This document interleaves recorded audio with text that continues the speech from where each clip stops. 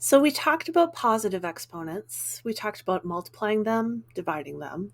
We talked about zero exponents. What about negative exponents? What does that mean? Let's take another look at the quotient property. Pardon me. So if we have x, so it does that crazy thing it likes to do. Say we have x to the third over x to the seventh. Let's say we forgot our quotient property rules and we simply did x to the 3 minus 7, and we get x to the negative 4. Oops, what does that even mean? So what that actually means is the same thing that we had calculated before with the quotient rule. X to the negative 4th is 1 over x to the 4th. So if you forget which way to subtract when you're using the quotient rule, it's no big deal as long as you understand the properties of negative exponents. Whenever you see a negative exponent, it does not mean it's a negative number. It means it is 1 over that base and exponent. So you'll turn it into a fraction. Let's take a look at some more. So here is our property. Again, because it's in the denominator, a cannot be 0. This is only true in the case where a is not 0. Then a to the negative n is equal to 1 over a to the n.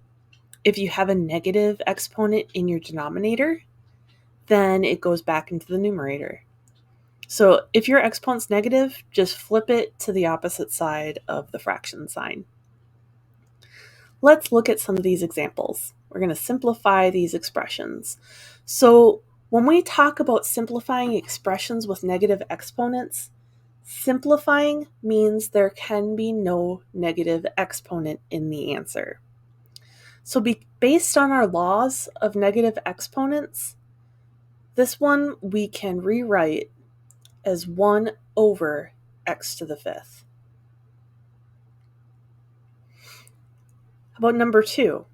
10 to the negative 3 is the same thing as saying 1 over 10 to the third. What's 10 to the third? We can write that 10 times 10 times 10 is going to be 1 over 1,000.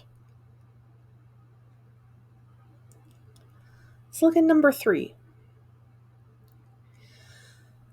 1 over y to the negative 4th. So we had seen in our rule above, 1 over a negative exponent, we just flip it from the bottom to the top. So that's going to be y to the 4th over 1, which is the same thing as simply saying y to the 4th.